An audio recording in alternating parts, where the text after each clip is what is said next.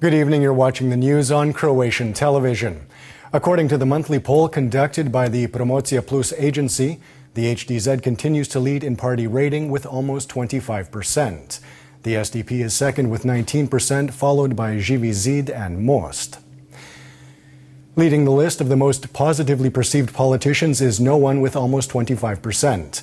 President Kolinda Grabar-Kitarović is second with 15%, followed by Prime Minister Andrej Plenković with 10%. Živi zid MPs Ivan Pernar and Ivan Vilibor Sinčić round out the top five. The Prime Minister leads the list of the most negatively perceived politicians at 27%. He is followed by all politicians and then SDP leader Davor Bernardić and Serb minority representative Milorad Pupovac. Finally, 15.9% of those polled support the direction the country is moving in, while more than 75% feel the country is moving in the wrong direction.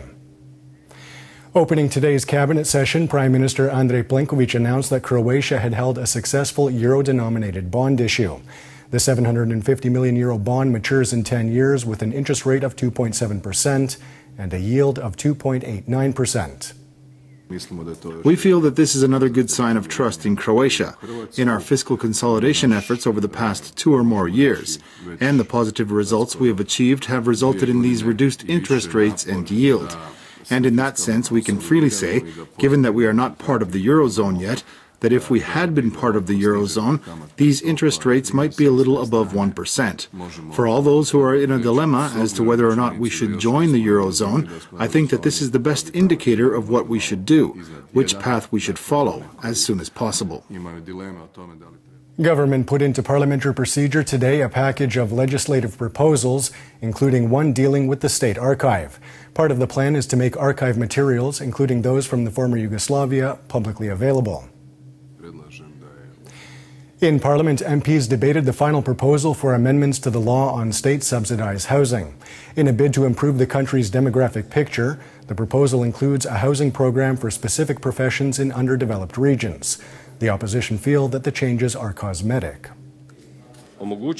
For example, we will enable the resolving of housing concerns for scientists, doctors, teachers, and all those public services that are needed in any one community. We should note that this is not social housing, as social housing falls within the purview of cities and municipalities. As opposed to private investors, we are not building these units in order to turn a profit, and this is why the prices are lower, and they will remain lower even after these amendments. In October, the Croatian Forest Company is starting a massive reforestation program for those areas in Dalmatia devastated by last year's wildfires. This includes thousands of hectares of underbrush, forest, orchards, and vineyards. In the area of Žrnovnica and Korešnica, this is the area where we are, we have cleaned some 200 hectares of state forest by cutting down branches that remained after the wildfire, stacked and removed them so as to avoid any new wildfires. Just in this area alone, we invested roughly 2 million kuna and cleaned some 168 hectares of forest in 2017. This year, we plan on resolving another 130 hectares. Croatia is hosting the 8th international meeting of countries on UNESCO's list of intangible heritage for Mediterranean diet. Attending the meeting, which serves as an opportunity to exchange ideas and experiences, are representatives from Greece, Cyprus, Morocco, Portugal, Spain, and Italy. We celebrate the Mediterranean lifestyle, the way to live. It's very important not only for the production of food, but also for the culture, tradition, and it's very important also for environment. Because if you choose the Mediterranean lifestyle, you choose the right way to preserve the environment. We are 7 countries from the south part of Europe. It's very important. And the tourism and globalization, it's important to put the interest of the way of life and to defend our culture. And taking a quick look at sports, Marin Cilic fell short of the semifinals of the French Open after losing to Argentina's Juan Martín del Potro 7-6, 5-7, 6-3, 7-5 today. What a shame. I really felt that I was in better form than what I showed on the court. The conditions were quite challenging and perhaps a little different from the courts I played on up until now, slower. On the other hand, Del Potro hit a number of good services and shots, making the right move at the right time, and in the end I lost. It's a shame because I missed this opportunity to make it to the semi-finals. In the mixed doubles final, Croatia's Ivan Dodig and Taiwan's Letitia Chan beat fellow Croatian Mate Pavic and Gabriela Dabrowski of Canada in straight sets to take the title.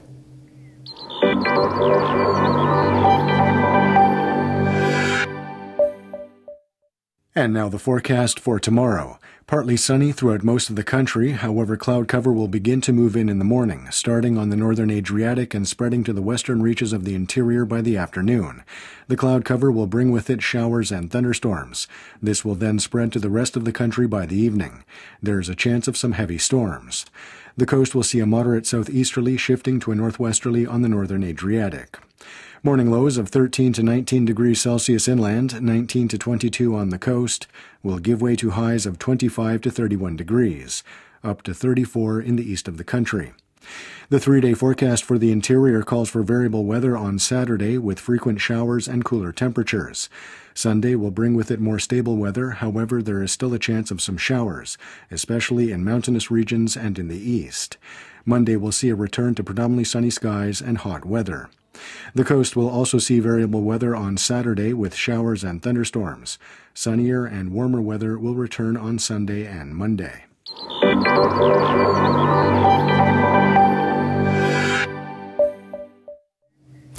And that wraps up the news. Be sure to join us again tomorrow night.